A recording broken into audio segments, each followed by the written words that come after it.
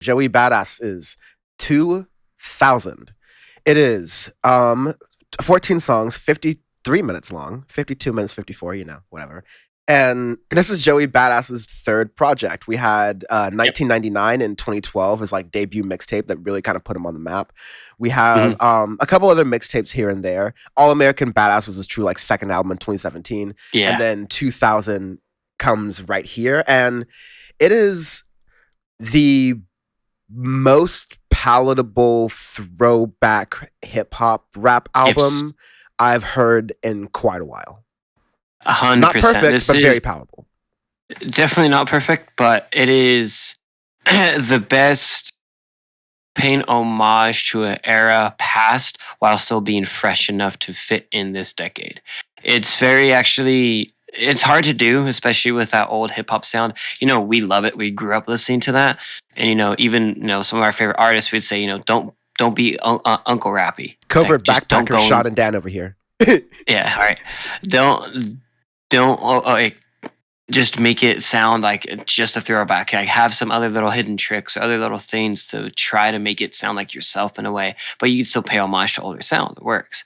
And in 2000, you get that throughout the whole record. You get songs like "Where I Belong," "Brand New 9/11," and so on and so forth. Or "Welcome Back," and a couple other tracks that you really get this nice sound, this nice throwback sound, but it's still fresh enough to be, be worth it in 2022 to have a listen. The first track I was the baddest. I was like, okay, let's see what happens. We have Diddy on the track.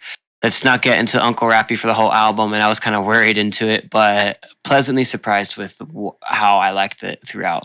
My only thing is, and my biggest, I guess, saying is by the end of it, it started to get a little on. Maybe around track 10, 12 with Show Me and Want to Be Loved, which I actually like those tracks. Is like, okay, there's some little things here there. You might be, one thing is maybe to make some of the tracks shorter. You don't necessarily need to like drop the track list, maybe one or two, but I think some of the tracks could be a little bit shorter just to make it flow a bit better. That way some of them don't drag on if you don't have these little like instrumentals and stuff in the middle of the tracks or the end of the tracks that don't necessarily need to be prolonged as much. Then you might get as much smoother transition between tracks and smoother transition throughout the record and make it flow better. But that's my like major gripe with it. The rest of it, I thought actually sounded very good. The interesting thing, I kind of agree with you in reverse, which sounds like a Okay. disagreement. But what I mean by that is that I felt like the album was actually a little more bottom heavy than top heavy. I felt like in the beginning it took a little while to like really get going. I feel like the most memorable moments for me, I kind of like some of the songs at the beginning, but we get to the middle and it feels like it's just on a run from the middle to the end. Kind of like lyrically what he's going into, that kind of stuff, and also getting to the style he's trying to pay homage to. So I guess I could kind of see it, but also to be fair and transparent, we did the reviews this week a little bit faster than we usually do, so it could just be a detail thing I missed. Yeah, I mean, naturally, it's one of these albums that are going to grow with me. It's definitely bottom heavy for sure. Like, that's why I said tracks I like, Want to Be Loved, Head High, Survivor's Guilt. By the time you get to there, it's like, it's a lot to listen to by that end. So, um, definitely those two ones I feel like are a bit stronger than the top tracks because the top tracks do take you a little while to get into. There are some I really like, Where I Belong, Brand New 9/11, as I said. But with this record, there's just some editing I would like to have, some little things here there to really make this like a standout record. You know, that's the little differences that we like to have between a good record and a great record. So this is definitely a good record. Especially Joey Badass. Like when we heard the singles and some other things coming out from it, I'm like, let's see what we get and judge them into the full record, and everything fits. It's I like it. The features sound actually really good, which is nice. I feel like everybody who's on here had a place to be and had something to give to the track or to the record in general without detracting too much from Joey Badass. The flows, everybody, the lyricism, everybody was able to work together pretty well. So Yeah, I felt pretty much the same with that. The part where the album that really started like kicking up for me is Eulogy. Eulogy just has that like Eulogy's very good. Yeah, classic like a metal style. record. It's a Yeah, very classic style, old school hip hop beat. Then you like get Nas. very much like Nas. Then you get into zip codes, which is like just backpacker heaven. Honestly, you have like a nice little like jazz loop in the background, the old jazz standard type deal. Oh, It's jazz nothing standard. but constant bar after bar after bar. There's one part that goes, "You fucking with the realest cat since Larry David, curvy enthusiast." um, and then And I think there's like a lyric about something on zip codes about MF Doom too, from what I there remember. there is very shortly after that. It's most niggas really pawns when you raid the Thule at him. Could have made the Goonies clap, but masked up like MF Doom. Don't know what we truly had. And then it says "Rest in peace" is the ad lib. There you go. So like, there's been a lot of rappers who've been paying respects to MF Doom lately. That I love it every single time. Shows the legacy of the man for sure. But no, Zip Codes was one of those moments shortly after Eulogy Hmm. where I felt like, okay, this album is really hitting its stride. I felt like, yeah, Where I Belong, brand new 9/11, Cruise Control, even to some extent. Cruise Control kind of like doing that newer flow R&B type thing. I thought they were like Yes. decent tracks, but in this era, in this generation, Joey Badass, of like 30-minute albums that like get the job done, this feels like filler. Yeah, definitely. Yeah. But then you get to like the rest of the album and like they continue to be some of my favorites. What were your thoughts like in the second half? I really like the second half. Again, I felt like it just the way that the pacing of the record was, it just was really slow at the beginning and it took a while to get to that end part. So by the time, like for me, the first listen through, I got to the end, I was like, I wish I would have had some of these tracks a little bit like earlier, and some of these other tracks I wish were shorter. If you wanted to have them in, if that makes sense, to where just to have that editing done, so that way I can enjoy it. Again, tracks like "Want to Be Loved," "Head High," "Welcome Backs," those ones I've really enjoyed because they're that older style with that mixing, blending hip hop, neo pop, and a bunch of older tracks and stuff. But they still feel fresh. I wish you had that a little bit throughout the entire record instead of having it just a little bit too slow at certain parts and other things where you have eulogy and zip codes. I wish those weren't hidden in the middle of the record.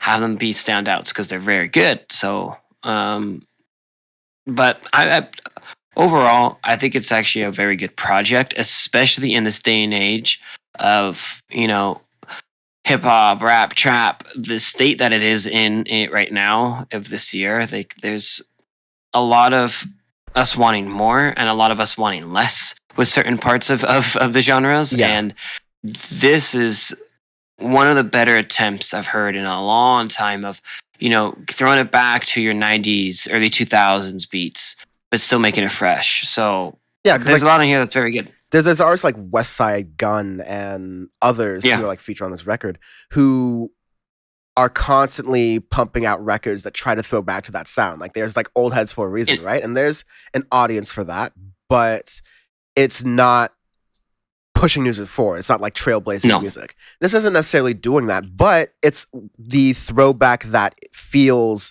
the freshest. Like it feels, And it feels most genuine too. yes, that's very true. I love "Wanna Be Loved," like one of the songs near the Yeah, like that's the one of my middle of the favorites. second half with Jid.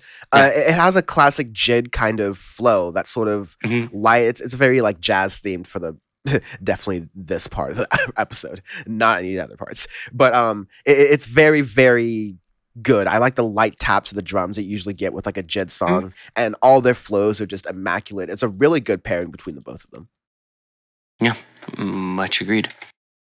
So overall, should you listen to this? Check it out for sure. I Yeah, why wouldn't. not? Yeah, I think you will be pleasantly surprised. I think it's a good listen. I think a lot of people will like the tracks on here, especially if you're into older school hip hop and Oh, rap. 100%. That's just like Yeah. not the stuff Old that's heads will love this, and new heads will love this too. It's a very good combination for everybody to it.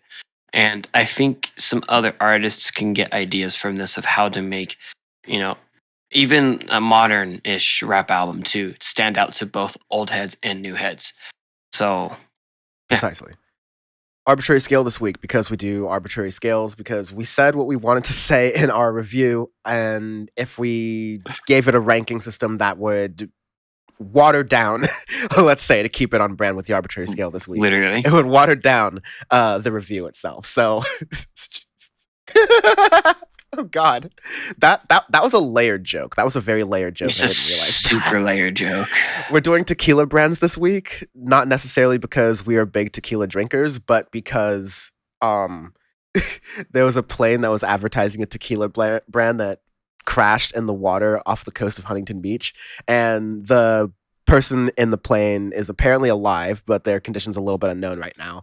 And they apparently, because we have a piloting expert here on Audioface, you're not supposed to land a plane in the water. You got to avoid that at all costs. That's literally the last I thought was preferable in to training. land, They're like, but like, yeah, whatever you do, don't land in water. I thought that was preferable to land, but like, okay, cool. It's not, because as you see, the aircraft literally just disintegrates. That's what happens when you hit water. It just goes boom. Well. Yeah. I won't be so excited to use the life vest. Also, side note, I'm gonna find the NTSB report. Like, I have ways. I'm gonna work. There's actually my group chat on my school is insane right now. I wish you could see that shit. I have with a couple of the guys, but we want to look that shit up when everything gets released. Audioface members content for sure. So join.singit23.co. 100%. Tequila brands. This is going to be. I'll give this the old Roca Patron Reposado. That's the right. Reposado? Yes. Okay. Twice distilled using American and new French oak barrels. Ooh, I'm gonna give this the Código 1530 Rosa tequila. Ooh, that's a nice. That's it. Smooth. It looks a little bit like a rose wine, but also looks a little bit like a cognac. So like, exactly. So you're keeping it classic. We're keeping it classic. I like the option. I like the choice. We're keeping it good. Exactly. That was the idea. All right. The mold heads out there.